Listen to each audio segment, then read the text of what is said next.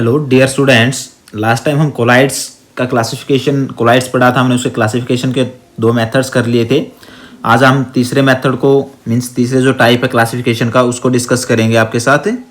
पहला था आपका जो सॉल्यूशन है उसका किस टाइप का होता है, मींस कोलाइडल का, मींस उसके अंदर जो डिस्पर्स फेस है, डिस्पर्जन मीडियम है, उसके टाइप्स थे आपका। दूसरा था आपका जो इंट्रैक्शन होते हैं, मींस आपके जो डिस्पर्स फेज और डिस्पर्जन मीडियम है उसके अंदर किस टाइप के इंट्रैक्शन होते हैं उसके बारे में था। और जो थर्ड वन है आपका based on the type of particle of the dispersed phase, जो आपका डिस्पर्स फेज के पार्टिकल है उनके बेसिस पे है, जिसके अंदर आपके तीन टाइप के हैं, multimolecular colloid, macromolecular and third one is associated colloids. ठीक है। सो फर्स्ट वन हम डिस्कस करेंगे आपका मल्टीमोलिकुलर कोलाइड्स को। मैनी पार्टिकल एटम और स्मॉल मोलिक्यूल, बहुत से पार्टिकल हम एटम्स कह दें या हम उनको छोटे छोटे मोलिक्यूल कह दें, वो एक दूसरे के साथ जुड़ के एग्रीगेट करके means of the disperse phase aggregated together, एक दूसरे के साथ जुड़ के एक स्पीसीज बना लेंगे कोलाइडल पार्टिकल के फॉर्म में। मीन्स उसका जो साइज होगा उस पार्टिकल जो एग्रीगेटेड मीन्स मिलकर उन जो पार्टिकल या एटम है, मोलिक्यूल है, उनको उन्होंने बनाया है, उनका जो साइज होगा वो आपके कोलाइडल के जो साइज होगा पार्टिकल का उससे ज़्यादा नहीं होगा, मीन्स उसी कोलाइडल की रेंज में ही रहेगा 1 to 1000 नैनोमीटर। ठीक है। These colloids are called multimolecular colloids. Multimolecular means अलग अलग मोलिक्यूल के होंगे या एटम्स के होंगे या सेम मीन्स एक से ज़्यादा आपके मिलकर क्या बना रहे हैं, आपका एक कोलाइड का मोलिक्यूल बना रहे हैं या एक पार्टिकल कोलाइडल पार्टिकल बना रहे हैं। ठीक है। इसमें आपका एग्जाम्पल है गोल्ड सोल है, सल्फर सोल है। ठीक है। नेक्स्ट वन है मैक्रोमोलिकुलर कोलाइड। मैक्रो मीन्स आपका मैक्रो से मतलब है लार्जर इन साइज होता है, macro molecular colloids. Substance with larger molecule, macro molecules means larger means macro होता है आपका। In suitable solvent from solution but this macro molecules might be in the colloidal range.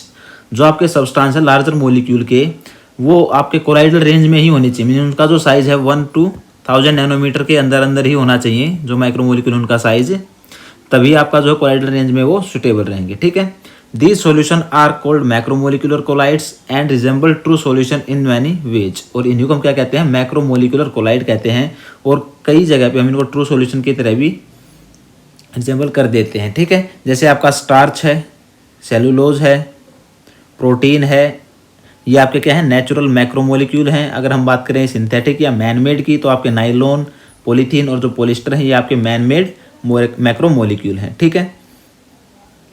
Next आपका associated colloids जो third one है आपका, उसके अंदर है आपका some substance at high concentration के ऊपर act as colloids due to the formation of aggregate.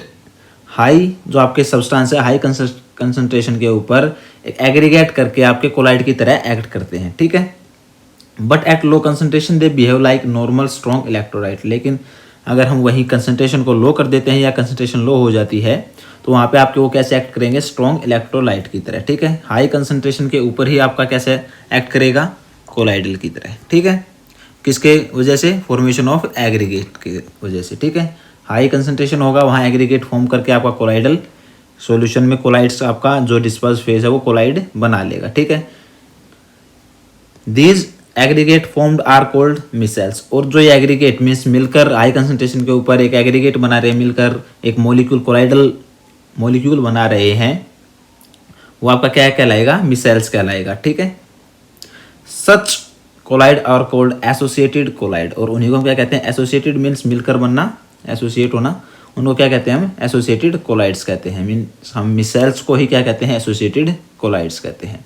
उसके बाद आपकी दो टर्म है, और जो हम थर्ड वन आपका जो कर रहे हैं डिस्पर्स फेस, किसके ऊपर है, पार्टिकल का जो डिस्पर्स फेज है उसके पार्टिकल के बेस के ऊपर है थर्ड आपका क्लासिफिकेशन। ठीक है। डिस्पर्स फेज अगर हम बात करें, इसको रिलेट करें सॉल्यूशन से, तो आपका डिस्पर्स फेज कैसे एक्ट करता है, सोल्यूट की तरह। ठीक है। तो सोल्यूट के पार्टिकल के साइज का ही हम यहाँ जिक्र कर रहे हैं। ठीक है। सो कंफ्यूज नहीं होना है, डिस्पर्स फेज मीन्स आपका सोल्यूट, जैसे सॉल्यूशन के अंदर आपका सोल्यूट होता है उसी तरह से। ठीक है। सो नेक्स्ट आपकी दो टर्म दी गई है यहाँ पे, Krafft temperature, critical micelles concentration, CMC। ठीक है। तो फर्स्ट वन आपका क्राफ्ट टेम्परेचर। क्राफ्ट टेम्परेचर को अगर डिस्कस करते हैं हम, the formation of micelles take place only above a particular temperature called Krafft temperature. Means हम यहाँ जिक्र कर रहे थे जो हाई कंसंट्रेशन होगी तभी आपका कोलाइड या जो आपकी फॉर्मेशन एग्रीगेट होगी वो आपका कोलाइड का रूप होगा, ठीक है। सो एक पर्टिकुलर टेम्परेचर, जिस टेम्परेचर पे आपका जो मिसाइल्स बन रहा है, एग्रीगेशन हो रहा है, उसी को हम क्या कहते हैं, क्राफ्ट टेम्परेचर, ठीक है। नेक्स्ट आपका CMC critical micelles concentration, the concentration above which micelles formation take form. और वो कंसंट्रेशन जिसके ऊपर, ठीक है, आपकी जो मिसाइल की फॉर्मेशन है, एग्रीगेशन हो रहा है, आपका कोलाइड बन रहा है, मीन्स मिसाइल्स बन रहा है, उसी को हम क्या कहते हैं, क्रिटिकल मिसाइल्स कंसंट्रेशन। मीन्स वो कंसंट्रेशन जिसके ऊपर, जिस कंसंट्रेशन से ऊपर जाते ही हमारा क्या हो, मिसाइल्स की फॉर्मेशन हो जाएगी। एग्जाम्पल आपका सोप है, सिंथेटिक डिटर्जेंट है, ठीक है। सो ये था आपका थर्ड क्लासिफिकेशन था।